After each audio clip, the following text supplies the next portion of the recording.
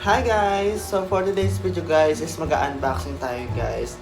Pagka-unboxing, taka puro naka-plastic po.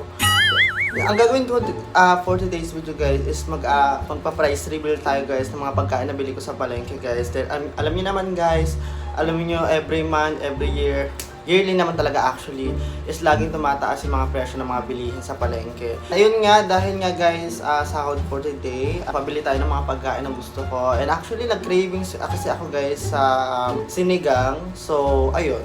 Nagbibili ko siya and nagulat ako sa mga presyo guys, tanginang mamahal na talaga, grabe. Alam mo yun, parang kahit sa Pinas, mapapamahal kapag namili ka.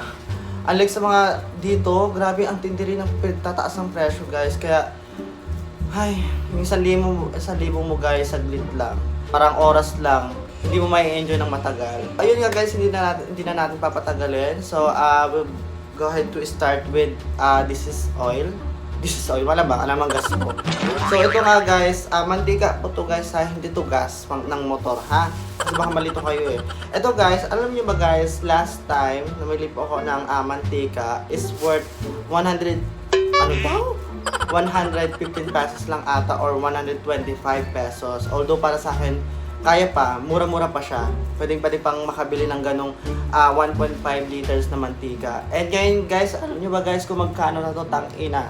145 na kagad siya guys, diba? Hindi to ito yung olive oil channeling Hindi guys, normal lang to mantika. Kaya sabi ko, ay, grabe naman to, ang mahal na, putang ina. Kaya sabi ko kanina nung namili ako guys, 145 na yan, sabi ko. Hala. Yes po, ganun talaga, nagtataas ng presyo. Kaya sabi ko kanina, sana all nagtataas, sana pati sa ako nagtataas din. And then, next naman natin guys, so meron na tayong mantika. Na-reveal na natin yung price. Next one guys is, ito guys, hulaan nyo kung ano to. Charit.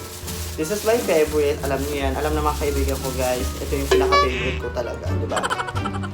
So, dito naman guys, alam niyo ba dati, pwede tayo makabili guys ng 3 piraso is worth 20 pesos na. Minsan pa nga, mas mura pa nga sa 20 pesos eh. Ngayon guys, alam niyo ba guys, yung 3 putang inang talong na to guys.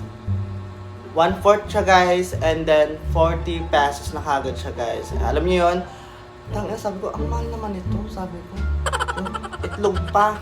Pag magtorta ka, diba? Eh, gusto ko kasi magtorta-torta din yun sa guys. Kaya napabili ako guys ng talong. And 1/4 siya guys is 40 pesos. Kapag 1 kilo is 80 pesos. Nang ina. Bakit nagtatanim? Sa semento? Ewan ko bakit nagtataas yung pati mga gulay. Although bumagyo naman, pero di naman siguro ganun kalala, di ba? Ewan ko, ang okay magtaas. Wala sa ayos. And then the next one guys, ito na, yun yan. And then, nabili din ako guys ng lanzones. Charing ko na dito. Onion rings. Charot. Hindi ko alam tawag dito guys. Nakalimutan ko yung tawag dito. Kasi mahilig si mama ko sa ganito guys. And then, dumi naman. And dati guys, pwede lang natin siya mabili ng 10, ganyan, ng minsan 15. Ngayon, tangina guys, 30 pesos na to guys. Oh no! Alam niyo yun? Ano po kasi masarap to sa mga sausawan eh. Pero putang ina, 30 na. Feeling ko saan sila nagtatanim sa ano to? Sa rooftop. Ayan, ito 30 na to guys. Then, namili din ako guys ng sitaw. Ayan. Alam niyo ba dati guys, kung isa rin kayo sa mga mahilig mamalengke or mamili sa mga subig market, sa mga, yun nga, mga palengke dahil nga syempre minsan may araw ng palengke, mas mura. Alam niyo ba guys, pag nakakabili kami dati ng isang tali ng sitaw, umaabot lang siya guys minsan ng 10 piso lang guys. Minsan 15. Pero ngayon guys, pagka piranggot, 20 pesos na kagad to guys. Diba? Napakamahal. Ewan ko ang mahal. Siguro, may mga ano ba kayo? Secret recipe ba kang ginagamit para tumubo agad itong mga to at minamahal nyo ng sobra. Yun, 40 pesos na kagad to guys itong sitaw. And then, namili din ako guys ng okra. Itong okra guys, medyo hindi naman siya nagtataas. Kasi as of now, since alam ko naman wala naman ganong namimili masyado ng okra, kaya siguro hindi ito masyadong tinataasan. Still, 10 pesos pa rin naman siya. Ito lang atang hindi nagbago ng price. So, 10 pesos lang siya, kaya goods na rin. Kasi ilalagay ko nga sa sinigang. I have here, kung mapapansin nyo guys, tinan nyo. Ito yung sibuyas. So dito guys, alam ko sa iba na to is mahal na to. Kasi ayun ko ba't ang mahal, sobrang putang ina mga pagkain na to, sabi ko. Ayun nga, ito guys, worth 20 pesos ko lang siya nabili. Alam mo kung bakit? Actually, mahal na to eh. Nasa 40 dapat to. Kasi dahil namili ako sa friend ko, kaya, ayun, nabili ko lang siya ng 20 pesos, discounted na siya. 20 pesos. Kaya guys, mas maganda guys, pag namimili kayo sa palengke, may mga kakilala kayo, doon kayo mamili guys ng sa ganun, mabigyan kayo ng discount at minsan mabigyan ba kayo ng freebies. Freebies ang puta. And also guys, nabili din ako guys ng, ito.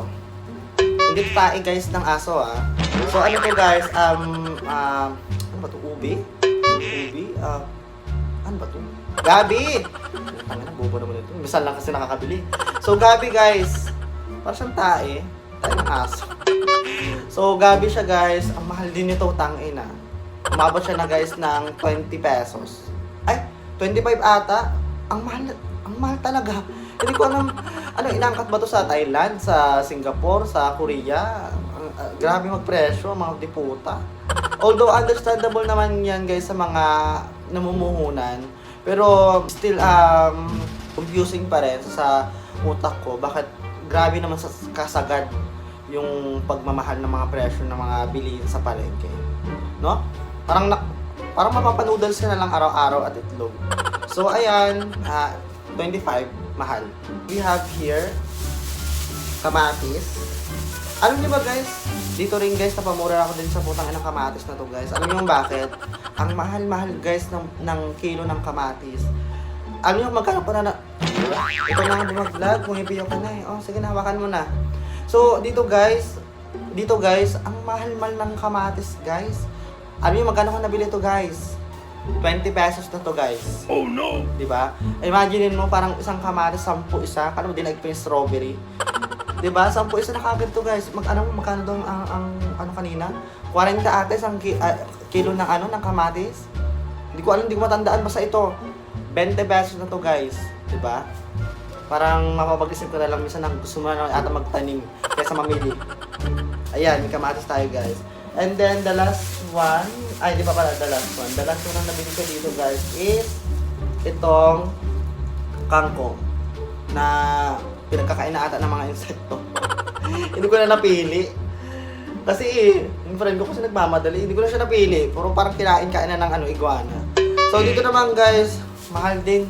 Ewan ko. Parang 1,000 mo pang isang sinigang pa lang. Alam mo yon, worth 20 pesos to guys. Kaya kung ako lang talaga may mga lupa-lupa dyan sa labas, magtatanim na lang ako guys kaysa mamili sa palengke. 20 pesos na to guys, may mga pinagkagatan pa ng mga insekto. Dapat discounted na to eh. Dapat nga pamigay na lang eh.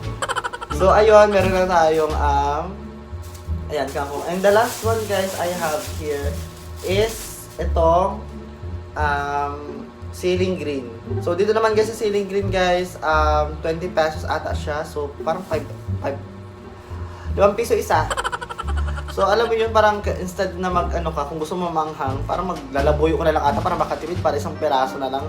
No, alam mo yun, para isang peraso lang at least maanghang na, unlike sa mga gantong klaseng gulay. Ceiling green.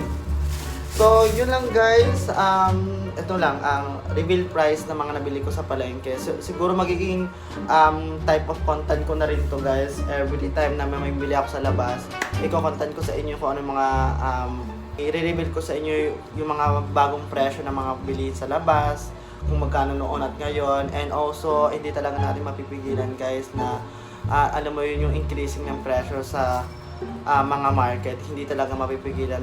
Mapapagkain man yan o mapaggamit. Ano daw? Doon ka nga. Hindi kasi nakikinig eh. Mapagamit man yan o mapagkain. Ayan. Talagang taas ng presyo guys. Hindi natin mapigilan. Siguro mapipigilan na natin yan guys pag namatay na lang tayo. So yun lang guys. Thank you so much for watching my video. Huwag nyo makalimutan i-follow ang aking page. Yun lang. Wala pa akong YouTube channel. Actually meron ako pero hindi ko ako masyadong nag-upload. And yun lang. Bye bye.